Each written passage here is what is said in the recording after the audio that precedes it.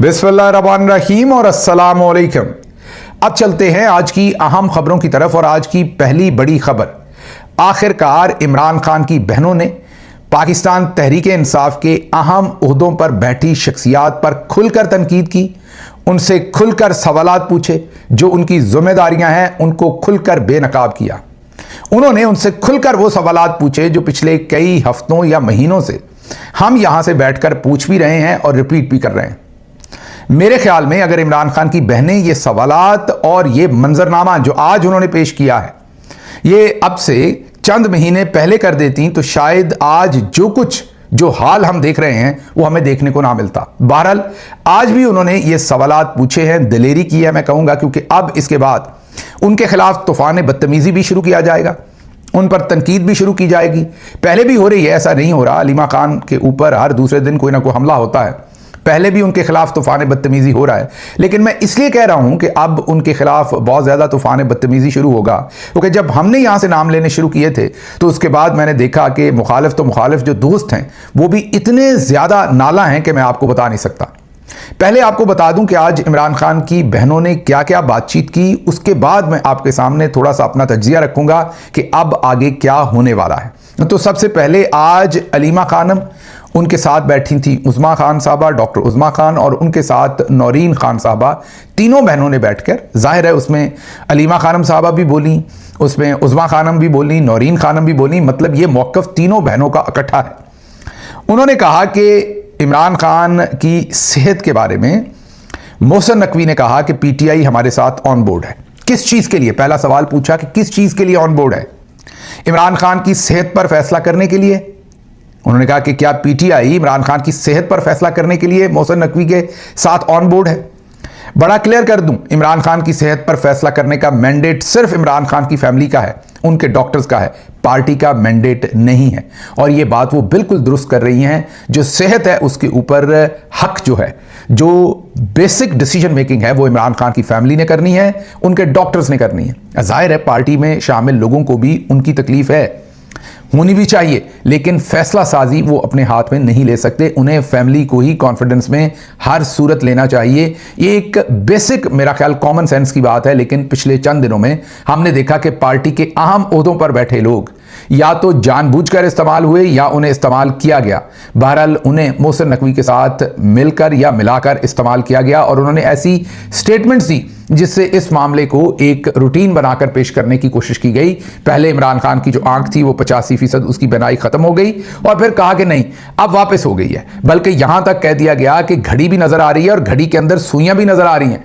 इलाज बेहतरीन हो रहा है। ब्रीफिंग ली तो 24 घंटे तक गौहर खान साहब ने छुपाए रखा पार्टी से भी और पूरी आवाम से, और किसी को बताया नहीं कि वो पिम्स गए थे और उन्हें ब्रीफिंग मिली। 24 घंटे के बाद जब हुकूमत ने अपना बयानिया नशर किया तो उसके बाद सबको पता चला कि गौहर खान साहब पिम्स जाकर बाकायदा इसकी ब्रीफिंग भी ले आए हैं और वो खामोश भी हैं। अभी भी फैमिली के असर को ख़त्म करने के लिए जब खान साहब को रात गए 23 और 24 की दरमियानी शब पिम्स हॉस्पिटल लाया गया, तो वहां पर भी अगर याद करें तो गौहर खान साहब का रात के 2 बजे मैसेज आ गया कि मुझे अभी मैसेज करके ये बताया गया है, हालांकि वो F7 में रहते हैं। और जब इमरान खान पहुंच चुके थे पिम्स में, पहुंचने से पहले तो किसी को नहीं पता था, लेकिन जब पहुंच चुके थे तो पूरे पाकिस्तान को पता चल चुका था, मीन सोशल मीडिया पर बात आ चुकी थी। गौहर खान वहां से 5 मिनट दूर थे, लेकिन कोई एक अहम ओहदेदार भी, कोई MNA, कोई MPA, कोई सेनेटर, कोई भी पिम्स नहीं पहुंचा। चले इमरान खान साहब के निकल जाने के बाद ही पहुंचते, सच्चा झूठा चेहरा दिखाते कि हमने कोशिश की है यहां आ जाने पर, हमने कोशिश की है यहां पहुंचकर बात करने पर। कोई आपको वहां से पहुंचता हुआ नजर नहीं आया। हां, गौहर खान साहब ने बाद में जब इमरान खान अडयाला जेल पहुंच भी चुके तो एक ट्वीट कर दिया कि मुझे ये बताया गया था। तो इस सारे मामले में वाज़े तौर पर मोहसिन नकवी जो हैं वो रिमोट कंट्रोल से सबको मैनेज करते हुए, राजी करते हुए यहां खुले आम नजर आ रहे हैं। तो आगे अलीमा खानम साहबा ने कहा कि इमरान खान की सेहत पर पार्टी में से कोई आइंदा हमारी इजाज़त के बगैर बयान नहीं देगा। जब से सुप्रीम कोर्ट ने केस को फारिग किया है हमें लगता है कि सब कुछ ख़त्म हो गया है। मीन सब कुछ क्या चल रहा है हमें कुछ पता नहीं है। ये पार्टी में मुदाखलत नहीं है, ये हमारे भाई की सेहत का मामला है। अलीमा खानम ने मजीद कहा कि अब हम खुलकर मीडिया पर बात करेंगी। हमारे भाई के लिए पार्टी कुछ नहीं कर रही, हम कुछ कहती हैं तो उसे पार्टी मामलात में मुदाखलत कह दिया जाता है। अब हम खुलकर मीडिया पर पूछेंगी। इमरान खान की सेहत के मामलात का हतमी फैसला जो भी होता है वो अब पार्टी नहीं फैमिली करेगी। ये कैसे हो सकता है कि पार्टी हमें बताए बगैर फैसला करे? हम अब अपने भाई के लिए बोलेंगी। इमरान खान की सेहत पर फैसले करने का मैंडेट पार्टी के पास नहीं, ये फैमिली और डॉक्टर्स का है। हम शिफा इंटरनेशनल का इसलिए कह रहे थे क्योंकि हमें पता चल गया था कि एजेंसी के बंदे डॉक्टर्स के पास पहुंच गए हैं और उन पर दबाव डाल रहे हैं। इमरान खान की सेहत पर पार्टी हमें कुछ भी करती दिखाई नहीं दे रही। पार्टी में से कोई आइंदा इमरान खान की सेहत से मुतल्लिक कोई बात ना करे। चीफ जस्टिस डोगर को इस्लामाबाद हाई कोर्ट लाया ही इसलिए गया कि वो इमरान खान के केसेस ना सुने। चीफ मिनिस्टर साहब सोहेल अफरीदी की बात कर रहे हैं, वो आज इस्लामाबाद हाई कोर्ट आए, लेकिन चीफ जस्टिस जो है वो कुर्सी से उठकर चले गए। चीफ जस्टिस से मैंने भी जब बात करने की वो कह रही हैं कोशिश की, या सोहेल अफरीदी साहब ने कोशिश की, तो चीफ जस्टिस ने बात तक नहीं सुनी। कोई मैनर्स होते हैं, कोई अखलाकियात होती हैं, कोई डेकोरम होता है जिसका चीफ जस्टिस को कुछ पता नहीं। चीफ जस्टिस को मशवरा दूंगी कि ये कुर्सी अयाशियों के लिए नहीं है, ये मुकद्दस जगह है जिसका मकसद अवाम को इंसाफ देना है। बाहर खारदार तारें बिछा दी गई हैं, अदालत को जेल बना दिया गया है। दुनिया भर में अदालतें ओपन होती हैं, कोई भी वहां जा सकता है। अगर जज अंदर दबकर छुप जाएगा तो इंसाफ कहां पर मिलेगा? हम फिर भी इन दरवाज़ों पर आएंगे।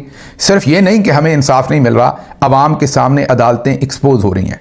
लेकिन उस वक्त अगर सुप्रीम कोर्ट से पाकिस्तान तहरीक इंसाफ की लीडरशिप पूरे पाकिस्तान में पुरअमन एहतजाज की कॉल दे देते, बहनें और लीडरशिप वहीं सुप्रीम कोर्ट के सामने धरना देते, वकला पूरी सपोर्ट फराहम करते जिनको इमरान खान ने पार्टी दी, जिन्होंने टिकटों के ओहदे दिए। मसलन मैं एग्जाम्पल देता हूं, एक शख्सियत है, आज नाम नहीं लेता, बाद में लूंगा।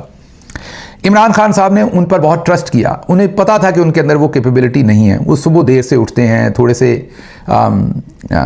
अक्सर वो रूह अफ़ज़ा भी या ठंडा शरबत भी ज़्यादा पी लेते हैं। और इमरान खान साहब को अंदाज़ा इस बात का तो नहीं होगा शरबत वाला, लेकिन दूसरे लोगों को तो होगा, कम अज़ कम बाकी लोगों को। लेकिन ये तो उन्हें पता था कि ये ज़रा सुबह लेट उठते हैं, लेकिन उन्हें लगा कि इनकी चलें फाइनेंशियल इंटेग्रिटी शायद बेहतर है, तो इसलिए इनको ये जिम्मेदारी देते हैं। उन्होंने इमरान खान साहब ने वो जिम्मेदारी उनको सौंपी।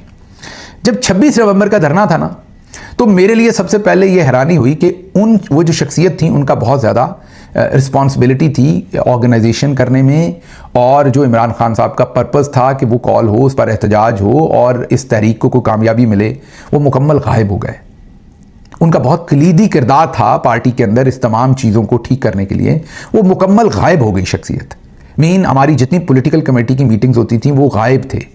वो मैसेज तक खोल के पॉलिटिकल कमेटी की मीटिंग्स का नहीं पढ़ते थे, वो मुकम्मल गायब। मतलब आप ऐसे ही समझिए जैसे स्कूल में से प्रिंसिपल गायब हो जाए, जैसे कोई जो हेडमास्टर है वो गायब हो जाए, या यूनिवर्सिटी में से कोई प्रोवोस्ट गायब हो जाए, या हॉस्पिटल के अंदर से एमएस गायब हो जाए। इस तरीके का काम था ये। मैं गौहर खान साहब की बात नहीं कर रहा, उनके बारे में तो आजकल बातें हो ही रही हैं, ये मैं उनकी बात नहीं कर रहा। वो गायब हो गए, मुकम्मल तौर पर गायब हुए, और गायब रहे कई महीने, कहीं नजर नहीं आए। उसके बाद अचानक एक ओहदा दिया जाना था, अचानक वो आए, और मुझे ऐसा लगा कि इमरान खान के सगी फुफ्फो के बेटे वो हैं। इमरान खान की जितनी उन्हें तकलीफ थी, हर एक के वो गले पड़ रहे थे 1 या 2 दिन, और तीसरे दिन जो गुफ्तगू पार्टी के अंदर हो रही थी वो उस ओहदे के बारे में हो रही थी जिसके वो उम्मीदवार भी थे। उन्होंने फिर अपने छोटे छोटे 2-3 बच्चे भी रखे हुए हैं वकला की शक्ल में, और दूसरे उन्होंने जाकर उनकी वहां पर लॉबिंग की इमरान खान साहब के सामने, और अप्रूवल भी ले ली उस ओहदे के लिए। वो तो फिर बाद में उनकी किस्मत खराब के अंदर इमरान खान साहब को मेरा ख्याल है सही इंफॉर्मेशन पहुंच गई और उनका नाम तब्दील कर दिया गया। वो सिर्फ 5, 6, 7 दिन एक्टिव हुए वो ओहदा लेने के लिए, उसके बाद वो फिर गायब हो गए। और जेल जाने से पहले इमरान खान साहब मुझे खुसूसी ताकीद करके गए थे कि आपने मेरे केसेस से रिलेटेड, हर चीज से रिलेटेड उनके साथ राब्ते में रहना है। वो मेन शख्सियत होंगे, वो वकील भी नहीं है, ये भी मैं आपको बता दूं, आप ऐसे ये ना कहीं सोच लें। और वो ऐसे गायब हैं जैसे गधे के सर से सींग गायब हैं, कोई लेना देना नहीं। लेकिन मैं आज आपको बताता हूं, जिस दिन इमरान खान साहब जेल से बाहर आएंगे, वो फिर इमरान खान साहब की सगी फुफ्फो या मामू के बेटे बनकर वहां फिरते आपको नजर आएंगे। वो फिर सबसे पहले हरावल दस्ते में बताएंगे कि जो जुल्म मेरे पर हुए वो तो किसी पर हुए ही नहीं, जो वजन मैंने उठाया वो तो किसी ने उठाया ही नहीं। लेकिन शक्ल उन्होंने जो एक्ट किया है सारे टाइम में, जो उनकी जिम्मेदारी थी उसमें जो उन्होंने एक्ट किया है वो इतना शर्मनाक है कि अगर वो जरा सी शर्म भी रखें तो शायद आईने में अपनी शक्ल भी ना देख सकें। लेकिन ना सिर्फ वो इसी शक्ल को आईने में देखेंगे भी, आप सबको भी दिखाएंगे, खान साहब को भी अपनी यही शक्ल दिखाएंगे, बल्कि अपने आप को वो महमूद गजनवी, अहमद शाह अब्दाली या उनके बराबर का वॉरियर बनाकर आने वाले महीनों और सालों में पेश करेंगे। मुझे जो डर लगता है, मैं आपको सच बताऊं, मुझे जो डर लगता है वो ये लगता है कि अगर ये जंग हम जीते, अल्लाह करे कि हम जीतें, इमरान खान साहब को तो पूरा यकीन है कि जीतेंगे, और उनके यकीन की वजह से मुझे भी यकीन है कि इंशाल्लाह हम ये जंग जीतेंगे। और अगर हम ये जंग जीते, अल्लाह को पता होता है, तो फिर मेरे लिए एक और जंग होगी कि अब इन जैसे लोगों के साथ फिर कैसे काम करूंगा। अगर काम करना पड़ा तो जिनकी मैं असल शक्लें देख चुका हूं, खान साहब तो नहीं देख चुके, वो तो जेल में थे, जिनकी मैं असल शक्लें अपने सामने बिल्कुल बरहना देख चुका हूं, इनके साथ बैठकर कैसे काम करेंगे। ये जब मीटिंग्स में बैठ के फिर लंबे लंबे झूठ बोलेंगे और अपनी लंबी लंबी कहानियां सुनाएंगे, तो इनके साथ बैठ के कैसे काम करें। बहरहाल आगे चलते हैं। आज उन्होंने कहा कि इमरान खान ने कई बार पैगाम भिजवाया कि मेरे केसेस के लिए अदालतों में जाके बुखला बैठे, कोई नहीं बैठ रहा, कोई काम नहीं कर रहा। तो ये वाकई ये सवालात बहुत पहले पूछने चाहिए थे। आप देखिए, इस वक्त अगर सब सेनेट की, पंजाब असम्बली की, कौमी असम्बली की, केपी असम्बली की, बलूचिस्तान असम्बली की, सिंध असम्बली की तमाम टिकट होल्डर्स को मिलाएं तो ये 1500-1600 बंदा और पार्टी के अहदेदार, अगर ये अपने साथ एक एक ड्राइवर ही ले आएं और कोई ना लाएं, चलें खुद नहीं आना, अपनी जगह पर 2 बंदे भेज दें, तो 3000 बंदा सुप्रीम कोर्ट के सामने इकट्ठा होता है। आपको पिछली दफा हमने वीडियो बताई थी, 6 बंदे बैठकर मौकरी करते हैं, मजाक उड़ाते हैं इमरान खान का भी और इस पूरे कॉज का भी। और ये हम नहीं, ये जर्नलिस्ट कहते हैं कि ये वाला जो धरना है ये आप ना ही देते तो अच्छा था। हम क्या, उसके बाद जो अपोजिशन है, राणा सनाउल्लाह, दूसरे सारे मजाक उड़ाते हैं कि अगर ये धरना देना था तो ये ना ही देते तो अच्छा था। तो आज बहनों ने खुलकर वो सवालात पूछे हैं जो मेरे ख्याल में बहुत पहले उन्हें पूछने चाहिए थे। फिर उन्होंने कहा कि इमरान खान ने आखिरी 2 मुलाकातों में बहुत तकलीफ से जोर देकर कहा कि मैं इतनी मुश्किल जेल काट रहा हूं और मेरे वकील अदालतों तक नहीं जा सकते कि वो मेरे केसेस लगवाने के लिए अदालतों में बैठ जाएं। इमरान खान ने खास तौर पर सीनियर वकला के लिए हुक्म भेजा कि वो अदालतों से इस वक्त तक ना उठें जब तक केसेस ना लग जाएं। मैंने बार बार इनको पर्सनली पैगामात भेजे, लेकिन कोई असर नहीं हुआ, ये डॉक्टर उज़्मा ने आज बताया। उसके बाद वज़ीर आला केपी, आज जैसे अलीमा खानम साहबा ने बताया, रोस्ट्रम पर गए इस्लामाबाद हाई कोर्ट में। अदालत जब ख़त्म हो रही थी तो वो रोस्ट्रम के करीब जा पहुंचे ताकि वो बात करें रोस्ट्रम में खड़े होकर। जैसे ही अदालत ख़त्म हुई उन्होंने बात करने की कोशिश की और चीफ जस्टिस सरफराज डोगर जो इस्लामाबाद हाई कोर्ट के बात सुने बगैर उठ के पीछे भाग गए। बाद में सुहेल अफरीदी ने कहा कि 4.5 करोड़ सूबे का मुंतखब नुमाइंदा हूँ, सलाम का जवाब तक चीफ जस्टिस ने नहीं दिया। ये उन्होंने कहा कि मैं रोज़े की हालत में यहाँ पर खड़ा इंतज़ार करता रहा, लेकिन उन्होंने इतना मुनासिब नहीं समझा कि जवाब। अब आगे चलते हैं। अगली खबर, अली अमीन गंडापुर साहब की सिक्योरिटी वापस लेने की खबर।